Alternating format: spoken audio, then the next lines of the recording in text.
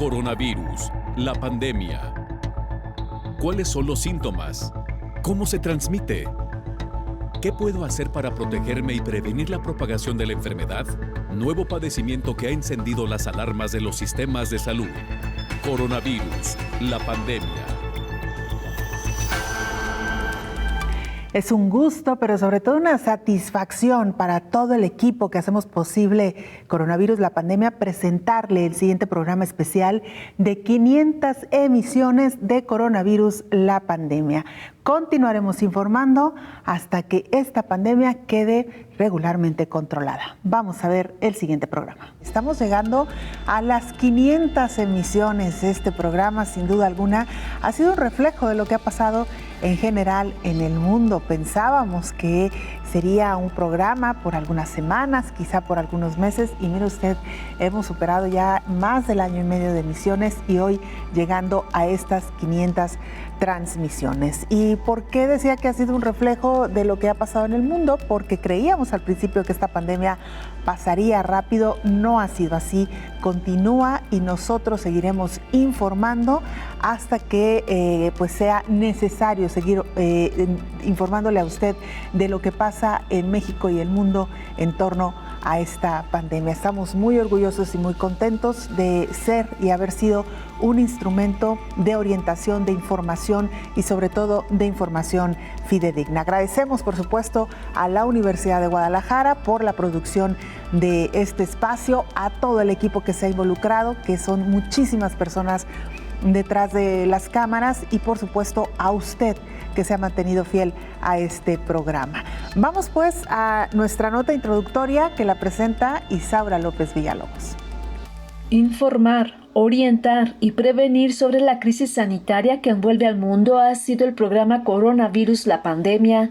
Desde hace 500 días, cada tema ha estado enfocado para que las personas tomen la mejor decisión. En este segundo año, el comportamiento del virus SARS-CoV-2 es diferente. La advertencia de las y los investigadores de mutaciones se ha concretizado y enciende de nuevo los focos de alerta. Las variantes identificadas son más infecciosas y de rápida propagación que el virus original.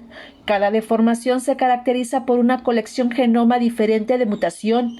En el segundo semestre de 2020 se identificó los primeros cambios agresivos del virus y de las posibles consecuencias. A 500 días del programa Coronavirus, la pandemia, el patógeno se multiplicó y el número de personas afectadas es 20 veces más que en diciembre del 2019. El mapa mundial da cuenta de 187.600.000 personas que han enfermado por COVID-19 y 4.050.000 han perdido la vida por las complicaciones. Estas mutaciones emergentes del virus SARS-CoV-2 genera preocupación en cada región del mundo al ser de fácil transmisión, en particular la que fue identificada en Reino Unido, denominada alfa, con riesgo de hospitalización y de muerte. En Sudáfrica la variante beta y en Brasil gamma. Se ha identificado que en ambas disminuye la eficacia de algunos medicamentos con anticuerpos monoclonales y de los anticuerpos generados por una infección previa de la COVID-19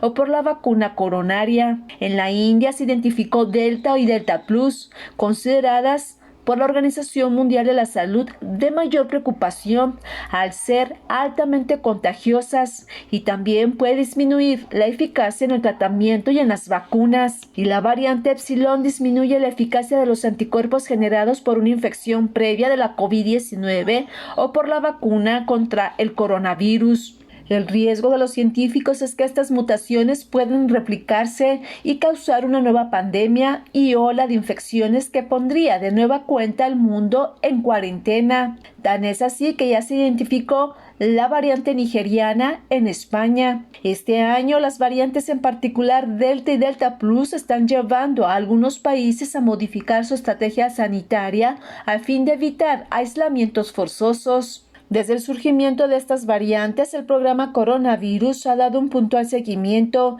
tanto en la patología, en el cambio del genoma y actuación con medicamentos y las vacunas de primera generación.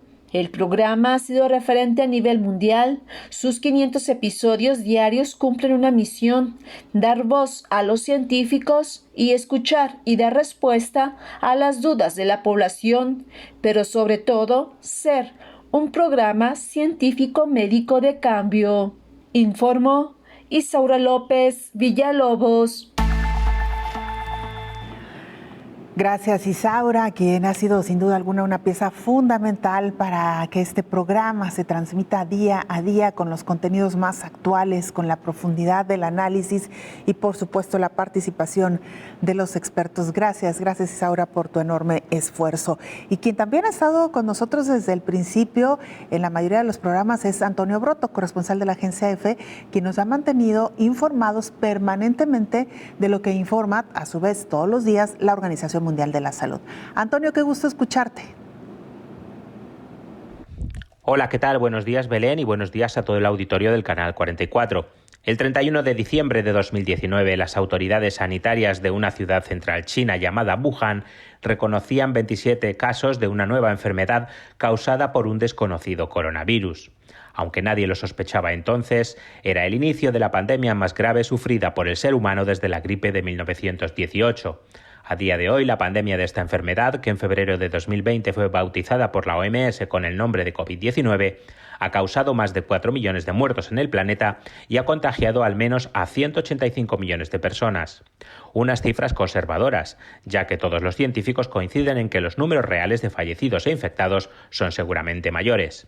Los efectos de la pandemia en la humanidad han sido muy profundos y de seguro figurarán durante mucho tiempo en los libros de historia, y no solo por las víctimas directas.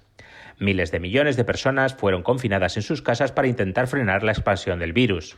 El tráfico aéreo estuvo prácticamente detenido en todo el planeta durante meses. Ha habido un uso generalizado de la mascarilla en muchas sociedades. La vida de todos, en fin, ha cambiado en la pandemia y es bastante probable que cuando la crisis sanitaria termine, no todo vuelva a ser igual que antes de 2020.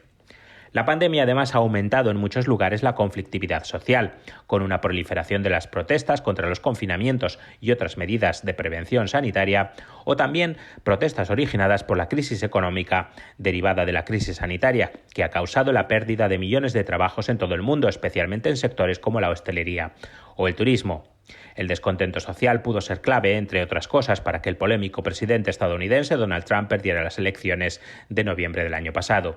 Los efectos políticos de la pandemia han sido enormes y seguramente continuarán en los años venideros. El grave impacto de la COVID-19 llevó a la comunidad científica internacional a dedicar todos sus esfuerzos a desarrollar una vacuna contra la enfermedad, algo que resultó en la creación de alrededor de una docena de vacunas eficaces, algunas de ellas con la novísima tecnología del ARN mensajero. Desarrollar tantas vacunas en un tiempo récord de apenas un año es un gran hito para la humanidad, aunque presenta sus desafíos. Aún no se sabe, por ejemplo, si estas vacunas inmunizarán a los pacientes para toda la vida o solo durante un tiempo. Y aunque está probada su eficacia en la reducción de casos graves y hospitalizaciones, hay dudas sobre su capacidad para frenar la transmisión del coronavirus, especialmente ante nuevas variantes que están surgiendo en la actualidad, como la Delta, mucho más contagiosa. Tras un 2020 de incertidumbre, 2021 es el año de la vacunación masiva contra la COVID-19 en todo el planeta, una de las mayores operaciones sanitarias de la historia y que no marcha al mismo ritmo en todo el mundo. Mientras en Europa o Estados Unidos una gran parte de la población está ya inmunizada, en muchas regiones en desarrollo apenas se ha iniciado, lo que podría explicar que los grandes brotes de los últimos meses ya no se den en el viejo continente o en Norteamérica, sino en otras latitudes que el año pasado sufrieron menos la pandemia, como el sur de Asia o el continente africano. La OMS intenta reducir esta desigualdad con una llamada a que el primer mundo done sus vacunas sobrantes, pero sobre todo exigiendo a los fabricantes de vacunas que liberen sus derechos de propiedad intelectual para que las dosis se puedan fabricar y distribuir mejor en todo el mundo. La organización con sede en Ginebra advierte que hasta que todo el mundo esté a salvo del coronavirus, nadie estará a salvo, un lema que ha repetido durante meses. También advierte que dejar poblaciones enteras sin inmunizar puede acelerar la mutación del coronavirus y hacerlo aún más peligroso, incluso para los que ya estén vacunados. Reportó desde Ginebra Antonio Broto para el programa Coronavirus, la pandemia. Muchas gracias, Antonio, por este recuento y sin duda alguna ha sido un gusto también compartir contigo este espacio.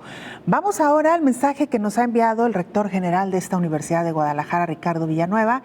Siempre le recordamos a usted que este programa es una producción de la Universidad de Guadalajara. Muy buen día a todas y todos.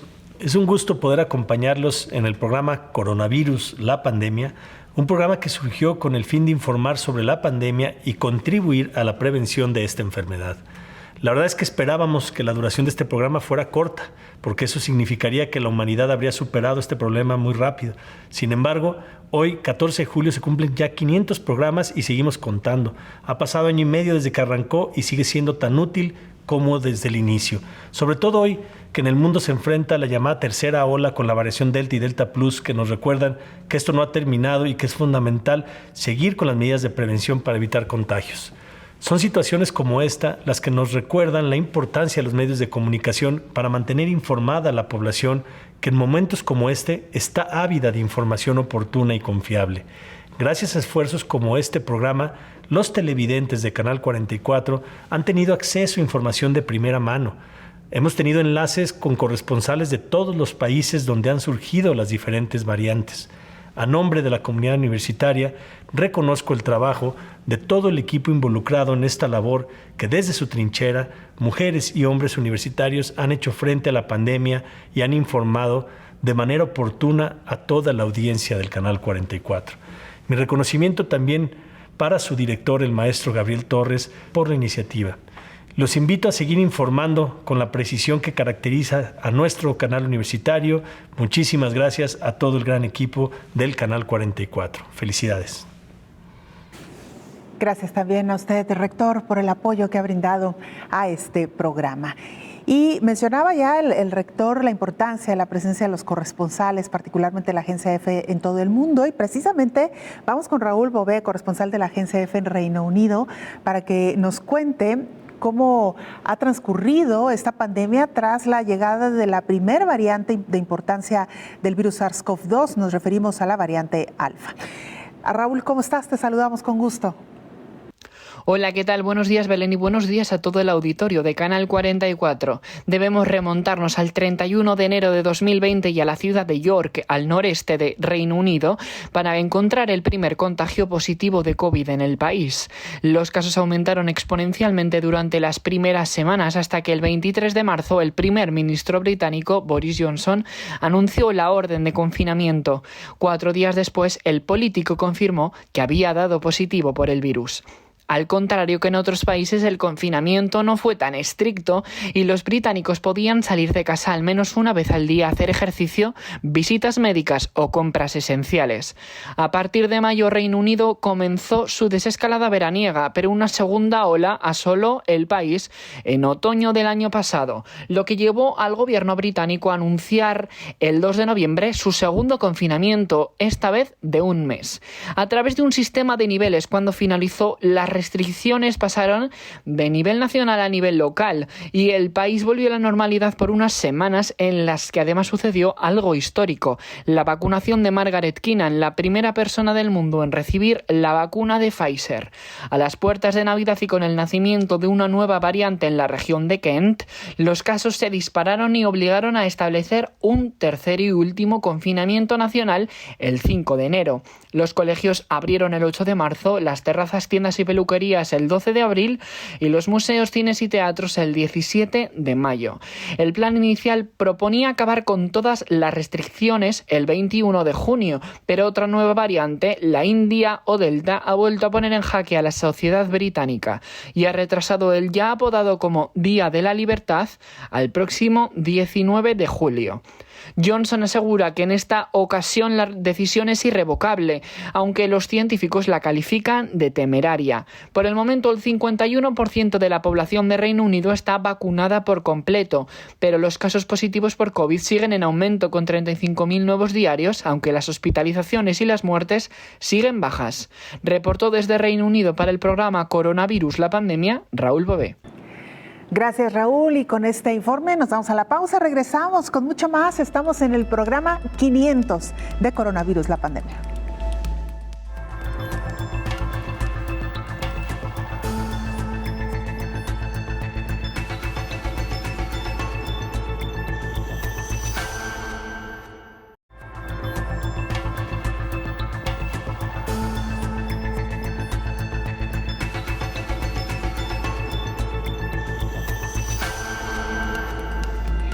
Tuvimos la oportunidad de charlar con Graciela Morales. Ella es líder de Asuntos Científicos y Médicos para Mercados Emergentes de la División de Vacunas Pfizer. Las vacunas, uno de los temas fundamentales en este programa. Escuchamos la siguiente charla. Queremos saludar y nos da muchísimo gusto recibirla en este espacio del programa Coronavirus, la pandemia, la doctora Graciela Morales. Ella es líder de Asuntos Científicos y Médicos para Mercados Emergentes de la División de Vacunas de Pfizer. Doctora, primero bienvenida, gracias por aceptar esta conversación. Gracias por la invitación, un gusto estar por acá. Doctora, lo primero que le quiero preguntar es cómo ha sido esta experiencia desde un laboratorio como Pfizer para hacer frente a esta pandemia de COVID-19 en algo tan fundamental como ha sido el desarrollo de una vacuna.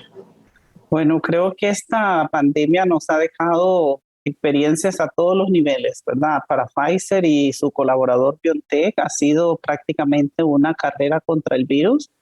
Empezamos en esto desde el día 1, desde que se detectó el primer caso en China, y la compañía ha trabajado con un nivel de un programa acelerado durante todo este tiempo, y ya hemos ido pues compartiendo con ustedes la evolución de este programa de desarrollo que nos permitió ser una de las primeras compañías en tener una vacuna disponible. Ha sido un año muy intenso, donde todo nuestro equipo de desarrollo y de investigación ha estado trabajando arduamente, igual nuestros equipos de manufactura. Y hoy podemos decir que después de un año, Pfizer ha estado haciendo una contribución muy importante en la búsqueda del control de esta pandemia, con una meta de poder tener 3 billones de dosis producidas para este año y con un proceso de implementación que ya se va dando en los países. Nuestro programa de desarrollo clínico sigue avanzando. Y seguimos siempre muy atentos y monitoreando toda la evolución del virus, porque sabemos que hay muchas preguntas que nos tendremos que seguir respondiendo con la comunidad médica, con la comunidad científica, con los gobiernos.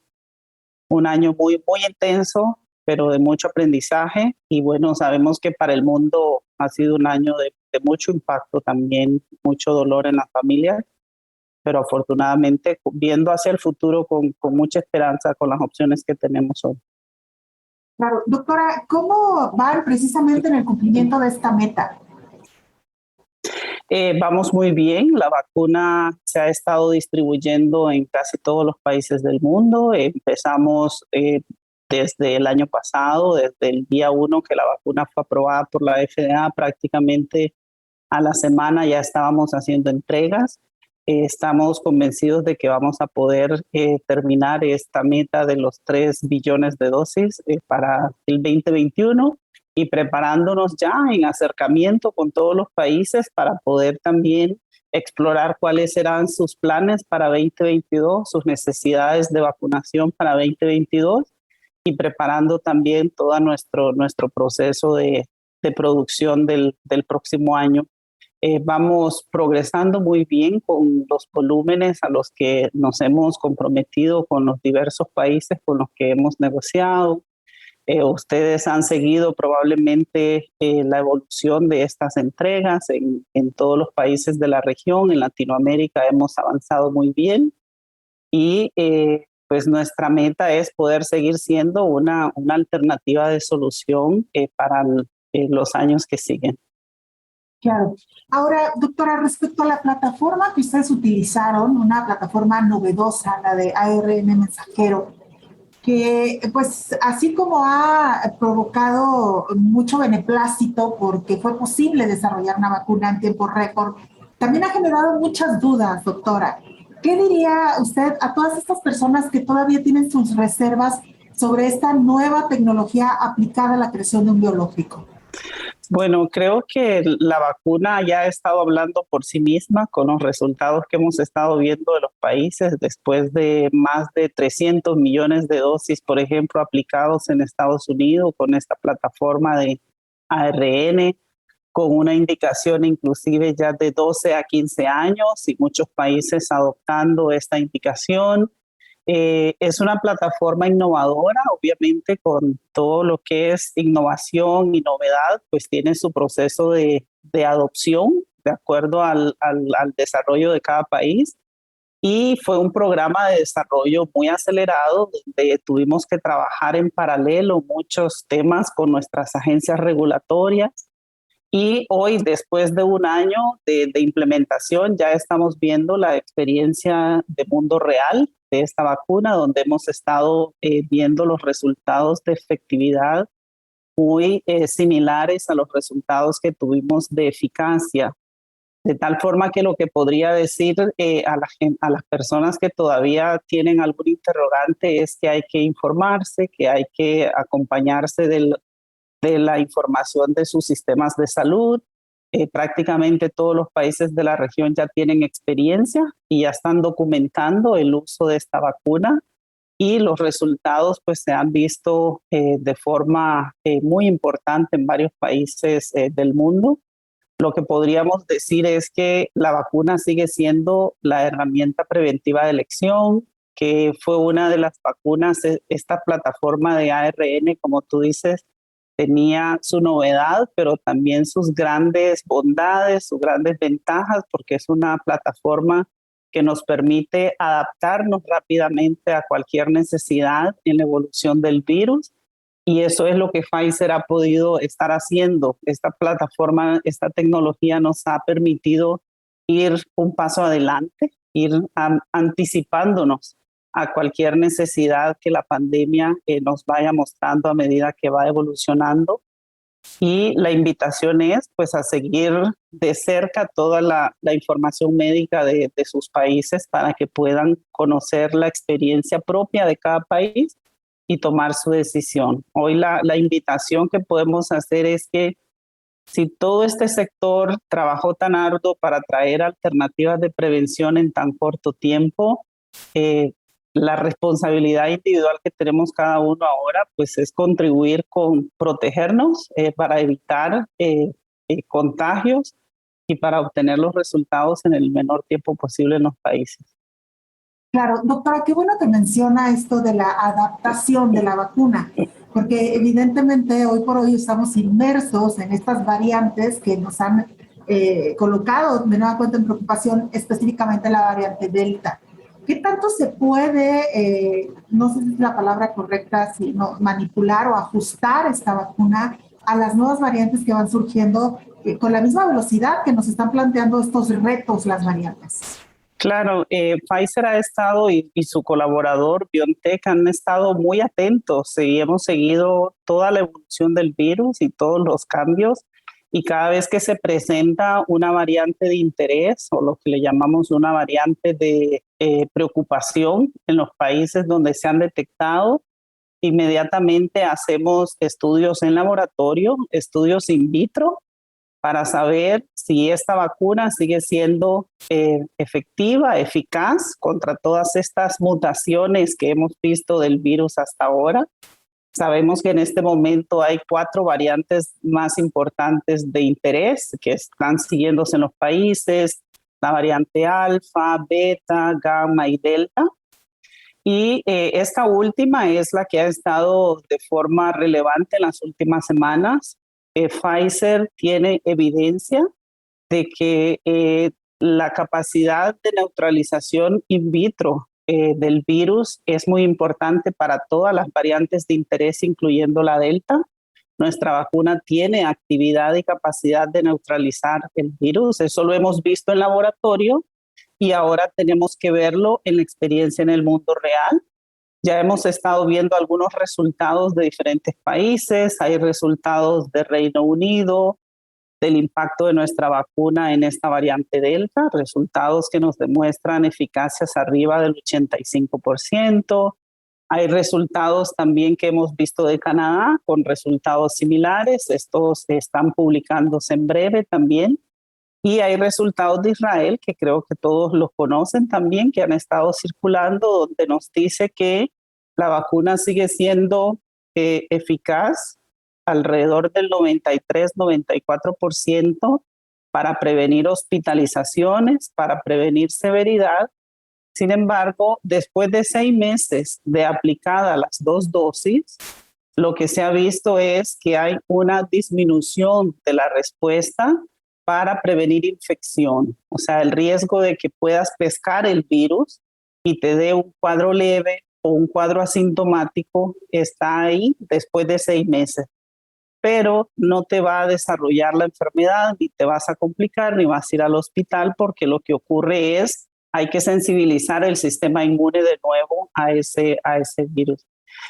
Con esos datos que hemos visto recientemente de Israel, Pfizer también ha estado siguiendo muy de cerca la evidencia de los resultados después de los 6 meses, y por eso hace un tiempo atrás anunciamos nuestro programa de dosis de refuerzo, considerando que en algún momento queríamos estar listos si en algún momento se identificaba una necesidad de una tercera dosis.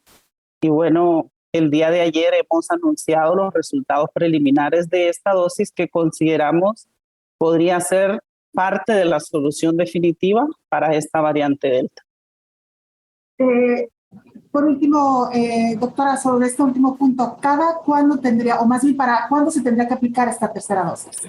Los resultados que mostramos ayer es que después de 6 meses que tú te aplicas una tercera dosis de la vacuna, las titulaciones de anticuerpos se disparan y produces anticuerpos hasta 5 o 10 veces más de lo que se producen con las primeras 2 dosis.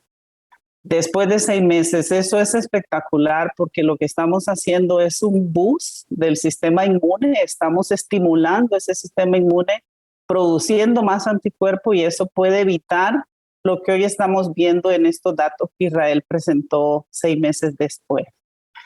¿Qué es lo que estaríamos preparando ahora? El reporte final. Estos son resultados preliminares. Estaríamos presentando nuestra solicitud a la FDA, a la Agencia Europea, a las agencias regulatorias como la de México, para que conozcan la data y en base a eso se tomen las decisiones de adopción o no de esta dosis de refuerzo, que por ahora sería una dosis a los 6 meses después de la segunda dosis aplicada. Estas son las expectativas que tenemos en los próximos días. Estamos muy optimistas con estos datos preliminares que hemos visto, y hasta ahora pues nuestra vacuna sigue siendo una alternativa para todas las variantes de interés que están circulando, incluyendo esta Delta. Doctora, muy brevemente, porque lamentablemente se nos terminó el tiempo, pero ¿esta decisión se toma para reforzar el sistema inmune o porque se vio que la efectividad de la vacuna tras 6 meses ya no era suficiente? Recuerden que cuando nosotros lanzamos nuestro estudio de fase 3, la pregunta de siempre era ¿hasta cuándo va a durar esta inmunidad? Y dijimos, esta es una pregunta que nos la vamos a responder juntos a través del tiempo, a medida que vayamos siguiendo a nuestros participantes del estudio y a medida que vayamos viendo también la implementación en los países. Esto es un nuevo aprendizaje que estamos viendo, que hoy, después de 6 meses, dependiendo del tipo de variante que esté circulando en el país, hay un riesgo de que tú puedas pescar el virus, aunque no complicarte ni enfermarte, reducir esa posibilidad de evitar la infección. Y si tú te infectas, puedes transmitir la enfermedad a otro, aunque no te enfermes. Entonces, eso es un aspecto que estamos evaluando 6 meses después que estamos siguiendo a nuestra población vacunada. Y en preparación a eso, anticipándonos a eso, nosotros empezamos nuestros programas de estudios de refuerzo y también de acuerdo a cómo iba presentándose la evolución del virus, la mutación del virus. De tal forma que llegaron los resultados y afortunadamente en base a esta anticipación, Pfizer está preparado para tener alternativas en un corto plazo. Lo bueno que dijimos al inicio es que esta tecnología permite esas adaptaciones. Nosotros hoy tenemos una versión de la vacuna que es una versión de la variante beta y estamos ya listos para poder tener una versión de la variante delta si fuera necesario a futuro tener una vacuna específica para esta variante. Esta es una historia que vamos construyendo a medida que va desarrollándose el programa. Doctora, es una pena que el tiempo se nos haya ido. Me encantaría que pudiéramos tener una siguiente charla porque se quedan muchas preguntas en el tintero, pero ya tendremos oportunidad, doctora. Cuando gustes. Muchas gracias por tu espacio. Que estés bien. Gracias, hasta muy pronto. Es la doctora Graciela Morales, líder de Asuntos Científicos y Médicos para Mercados Emergentes de la División de Vacunas Pfizer. Gracias y de nuevo cuenta, hasta pronto. Hasta luego. Vamos a la pausa, regresamos.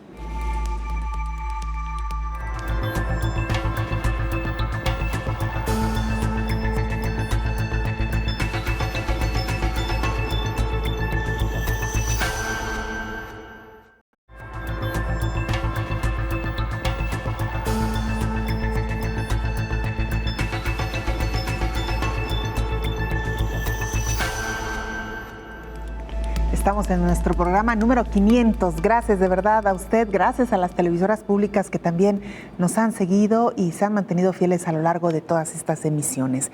Continuando con la información, la Organización Mundial de la Salud dice que el programa de vacunación anti-COVID muestra un rezago importante. El mundo ya rebasó los 4 millones de muertes por la COVID-19. Sin embargo, reconocen que esta cifra está por debajo de la cantidad real de personas que han perdido la vida desde que se detectó el primer caso de coronavirus, lamenta el director de la Organización Mundial de la Salud, Tedros Adhanom, y es que la vacunación se ha quedado muy por detrás de la velocidad de los contagios, de las nuevas variantes y también de la búsqueda de medicamentos para evitar las muertes en los pacientes. Tedros Adhanom reiteró que las vacunas no están al alcance de todos, ni siquiera de todos los grupos más vulnerables o de todos los trabajadores sanitarios. Las variantes actualmente están ganando la carrera contra las vacunas por la distribución y producción desiguales que también amenazan la recuperación global. Las vacunas son un rayo de esperanza, pero la mayoría del mundo sigue en la oscuridad. El virus avanza más rápidamente que las inoculaciones. También alertó de que cuanto más se extiende el virus y menos tratamientos probados existan, más aumentarán las variantes, algunas de las cuales podrían ser más contagiosas, mortíferas y con mayor probabilidad de escapar a la eficacia de las vacunas que existen actualmente. Para evitar que esto suceda, hace falta implementar un plan mundial de vacunación que haga más equitativo el acceso a las inmunizaciones. Una de las estrategias es duplicar la producción de los biológicos, coordinar la ejecución y la financiación y que se investigue más en torno a los medicamentos para el tratamiento del SARS-CoV-2, dijo el funcionario internacional. Informó Rocío López Fonseca. Saludamos en esta mesa de trabajo al infectólogo Héctor Raúl Pérez Gómez. Doctor, nuestro gran cómplice, artífice, creador también en gran medida de este programa y bueno, ni qué decir del gran esfuerzo y su gran capacidad para informarnos y sacarnos de dudas a lo largo de todo este tiempo. Muchas gracias por todo este acompañamiento. No, a ti Belén, gracias a todo el equipo de producción, a Canal 44, a todos los medios que han sido cómplices en este gran proyecto de igual manera, televisoras hermanas de la Universidad de Guadalajara, de Canal 44, y para mí ha sido un gran honor y una muy grata experiencia poder colaborar desde esta trinchera, brindando alguna información que pueda ser de utilidad para la sociedad. En esto se requiere el esfuerzo de todos, se requiere de medidas preventivas, pero también se requiere de información para emprenderlas, para aplicarlas y de alguna manera para brindarle a la sociedad esa información sobre los avances que va teniendo la pandemia, los fármacos, las estrategias terapéuticas, en fin, todo lo que tú pones en esta mesa día con día, Belén, y que nuestras compañeras también reporteras hacen en un trabajo maravilloso de investigación sobre estos avances. Sin duda alguna, todo un gran equipo involucrado en este programa, doctor, y lo decía, hemos aprendido mucho a lo largo de estos 500 programas, lo hemos hecho de la mano de usted, de la mano de los expertos, y ojalá que todo este aprendizaje, doctor, quede para futuras ocasiones, ojalá que la pandemia termine pronto, ojalá que no tengamos que enfrentarnos a un nuevo virus, pero que todo esto que hemos aprendido sobre el cuidado de la salud permanezca ya, pues esperemos que para siempre. Sí, esa es la idea, Belén.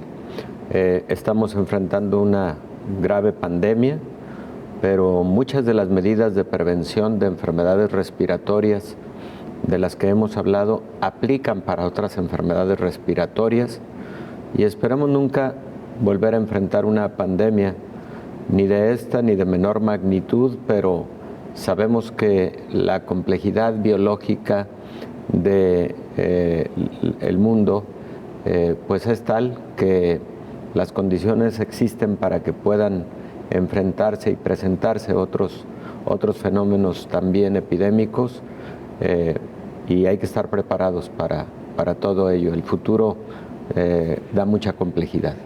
Así es, doctor, si le parece y si me permite, vamos a la línea telefónica para saludar también a alguien que nos ha acompañado a lo largo de todo este tiempo en diferentes ocasiones en entrevistas, el doctor Fernando Font, director médico y de asuntos regulatorios de la Asociación Mexicana de la Industria de Investigación Farmacéutica. Doctor, bienvenido, qué gusto escucharle.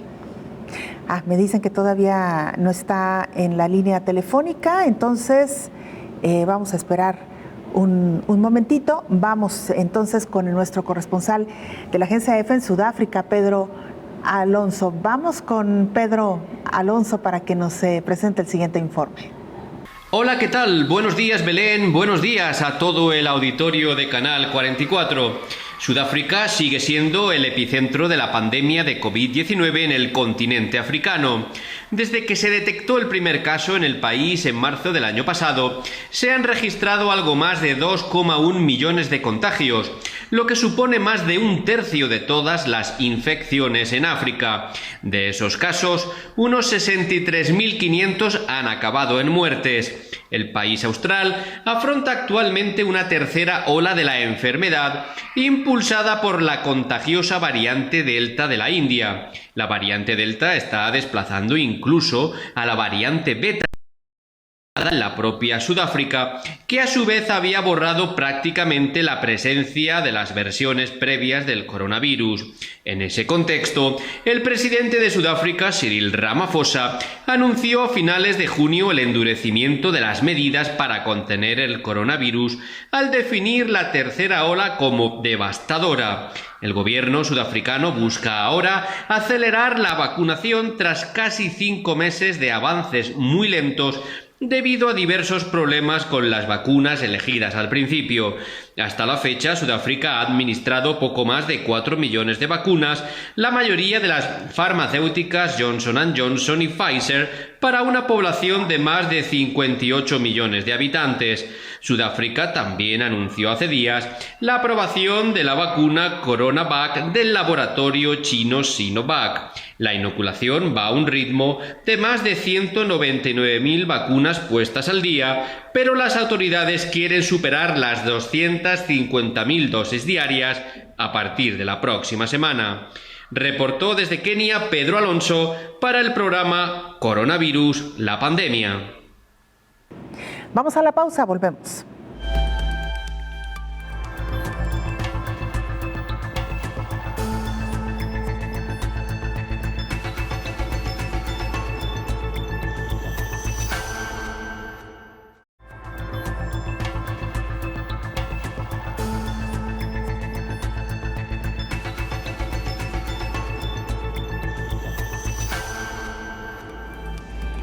Regresamos a este programa especial, 500 programas de coronavirus, la pandemia. Doctor, lo decíamos en uno de los cortes que quizás si no hubiera surgido la variante Delta, tal vez estaríamos mucho más tranquilos con esta pandemia, doctor.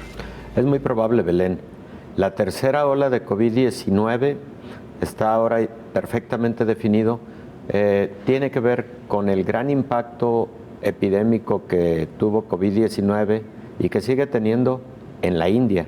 Claro. De hecho, para cuando inició la tercera ola, la mayor parte de casos reportados en el mundo provenían de la India y la mayor parte de casos, a su vez, causados por la variante Delta. Entonces, sí, no hay lugar a dudas. Este ha sido uno de los fenómenos detonantes de esta tercera ola. La vuelta de tuerca, quizá, doctor, si le parece, precisamente vamos a la India para que nuestra compañera Micaela Viqueira, corresponsal de la agencia EFE, nos actualice información precisamente sobre la presencia de esta variante. Adelante, claro. Micaela, te escuchamos. Hola, ¿qué tal? Buenos días, Belén, y buenos días. Una media de 3 millones de dosis diarias.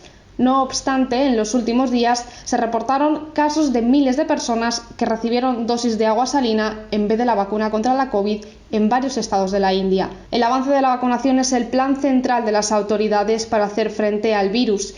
La India está experimentando un sostenido descenso de contagios con poco más de 40.000 casos diarios y menos de 1.000 muertes en las últimas 24 horas. Estos datos dejan atrás los 400.000 positivos y las más de 4.500 muertes diarias que se registraban en pleno pico de la pandemia a mediados de abril. El miedo a una posible tercera ola de infecciones que los expertos pronostican para el próximo mes de septiembre a causa de las nuevas variantes del virus presionan aún más a las autoridades y a sus más de 1.350 millones de habitantes a avanzar en el sistema de vacunación. La variante Delta, identificada originariamente en la India y que según la OMS circula ya en casi un centenar de países, es vista como uno de los factores que contribuyeron al espectacular aumento de casos en el país asiático debido a su alta transmisibilidad. La detección, además de una nueva variante del coronavirus conocida como Delta Plus, ya se ha identificado en unos 40 casos en el país y es ahora mismo la máxima inquietud en la India por su mayor capacidad de transmisión. Reportó desde la India Micaela Viqueira. Muchas gracias, Micaela, y por supuesto también a todos nuestros corresponsales, nuestros compañeros corresponsales que han acompañado también este programa. Ahora sí vamos a la línea telefónica al doctor Fernando Fon, director médico y de Asuntos Regulatorios de la Asociación Mexicana de Industrias de Investigación Farmacéutica. Ya está en la línea. Doctor, ¿cómo le va? Muy buenos días, Belén. Un gusto saludarla. De verdad muy satisfactorio para nosotros en la asociación poder tener la oportunidad de compartir este espacio con su audiencia. Muchas gracias por la invitación, Belén.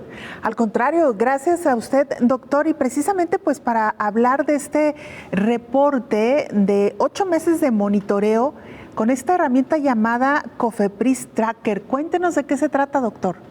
Muchísimas gracias por el espacio para platicar de este esfuerzo que hemos hecho desde la asociación para tratar de compartir información de manera muy didáctica, muy accesible a todas las audiencias, con el propósito de compartir cuál es el trabajo regulatorio que se va realizando por nuestra agencia sanitaria en el contexto general. Desde luego es importante todo lo que está pasando en la pandemia, pero también poder hablar de los otros temas sanitarios, regulatorios, que están alrededor de la salud de los mexicanos. Entonces esta herramienta tiene ese propósito y hemos seleccionado 6 de los trámites o de los procesos pues que tienen más impacto con la posibilidad de asegurar la disponibilidad de insumos en general, de los medicamentos en particular, que estén disponibles para la población mexicana, ¿no? Ahí hay información que hemos venido monitoreando desde el año pasado con respecto a justamente la operación del Comité de Moléculas Nuevas, que es esta primera instancia que hemos estado escuchando pues constantemente a partir de marzo, cuando el comisionado federal, el doctor Alejandro Spaatz, anuncia algunos cambios en el modelo de operación justamente de este comité, que es un grupo de científicos y coordinados por la propia COFEPRIS, que da una opinión con respecto a las distintas solicitudes de nuevos medicamentos y vacunas, desde luego, no solamente los enfocados a COVID, sino también para las enfermedades pues que aquejan a la población, ¿no? Entonces, este modelo de seguimiento nos permite ver cómo las distintas solicitudes se van resolviendo o no, y nos permite, en este caso, el COFEPRIS Tracker nos habla de aquellos trámites que han superado su tiempo legal de respuesta y que empiezan a formar parte de la que la propia autoridad ha identificado como una carga de trabajo, como un rezago, y que han estado estableciendo distintas estrategias para combatirlo, ¿no? Investigación clínica, que es un elemento también muy importante alrededor de todo lo que está ocurriendo con esta pandemia, pero en general para el estudio y la investigación de nuevos tratamientos para otro tipo de enfermedades, pues podemos ver que había hacia los primeros registros que hicimos de este tema un número alto de solicitudes, ¿no? Andábamos por ahí rondando las 800, por ahí arriba de las 800 solicitudes pendientes relacionadas con estudios clínicos, y a fechas recientes hemos observado una disminución. Sin embargo, es importante pues mencionar que esto es un proceso dinámico y que justamente la extensión del seguimiento nos va a permitir ir de alguna manera teniendo pues la información al momento con respecto al impacto de las distintas disposiciones que la propia autoridad va emitiendo, ¿no? En el caso de estudios clínicos hizo alguna declaración el propio comisionado con respecto a reducción en los tiempos de atención, lo cual creemos es importante y estamos justamente dando seguimiento. Después esta herramienta, un instrumento de divulgación de información con respecto a los elementos regulatorios que tienen que ver con la disposición de los medicamentos para la población mexicana. Doctor, me acompaña también su colega, el doctor Héctor Raúl Pérez Gómez, infectólogo, quien quiere hacerle también una pregunta, doctor. Doctor Font, buen día. Qué gusto saludarle, y me parece que es una excelente noticia lo relativo a Cofepris Tracker, porque le da la oportunidad a la población, y en particular a la población académica y científica, de estar al día con respecto a estos procedimientos de Cofepris para la más rápida autorización cuando se han tenido ensayos clínicos suficientes para poder autorizar alguna nueva molécula. Digo, entre otros aspectos que supongo que contiene esta herramienta informativa de Cofepris Tracker. Así es que felicidades, porque seguramente la asociación tuvo mucho que ver con la generación de esta herramienta. Una pregunta, doctor Font. ¿Tenemos idea de cuántos ensayos clínicos con moléculas terapéuticas hay en nuestro país en este momento para COVID-19? Molnupiravir, por ejemplo, uno de los fármacos de las nuevas moléculas de Merck Sharp & Dohme, suena muy promisorio, lo tienen por ahí varios hospitales, varios centros de investigación en nuestro país, pero ¿tenemos idea de cuántos protocolos más están corriendo en el país al respecto? Sí, un elemento muy importante, doctor, y es un verdadero gusto tener la oportunidad de saludarlo nuevamente, doctor Héctor Raúl. Con respecto a la investigación clínica, desde luego, es justamente tener la posibilidad de esta información. Cofepris ha hecho estos anuncios para modificar justamente todo el proceso de atención de los protocolos, del proceso de autorización y el seguimiento que se hace a través de la presentación de las enmiendas de los protocolos clínicos, ¿no? Que esto es un proceso dinámico. Entonces, en esta herramienta lo que tenemos en el Cofepris Tracker es esta información con respecto al número de protocolos y de enmiendas que están pendientes o que están en proceso de evaluación para su autorización y ejecución. Y desde luego es muy importante el monitoreo justamente de los estudios clínicos en el ámbito de COVID, particularmente por lo que estamos viviendo. Y aquí tenemos dos fuentes de información, ¿no? El espacio internacional, esta base de datos, que si bien el propósito inicial era tener la información en el contexto de lo que está pasando en el campo de la investigación de los estudios clínicos en los Estados Unidos, trials.gov, que permite tener la foto de los estudios que se realizan en los estudios clínicos, pero poco a poco, por el impacto y por el tipo de diseños de estudios que se están haciendo, que se han venido haciendo no solamente por la pandemia, sino en términos generales, pues nos ha llevado a tener una foto, digamos, del ámbito regional.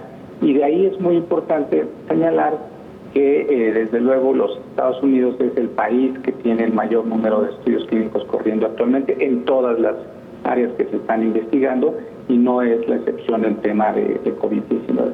Claro. Y en el caso de nosotros, en el caso de México, también la propia COFEPRIS ha desarrollado una herramienta que nos permite conocer la parte de los estudios clínicos que se están haciendo en nuestro país, y ahí lo que tenemos, desde luego, es pues lo que ha sido autorizado por COFEPRIS, ¿no? Quizás no tenemos toda la información de algunas actividades de investigación que se estén realizando en las instituciones de salud, pero particularmente los estudios realizados por la industria farmacéutica tienen la obligación de pasar, justamente como usted señala, al ámbito de COVID.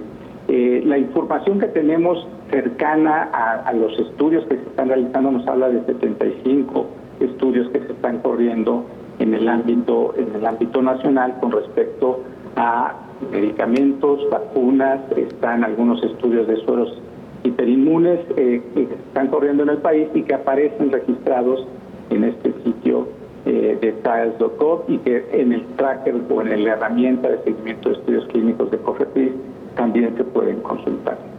Muy bien, doctor Fernando Fom, como siempre un gusto saludarlo y escuchar, por supuesto, esta información. Gracias por acompañarnos.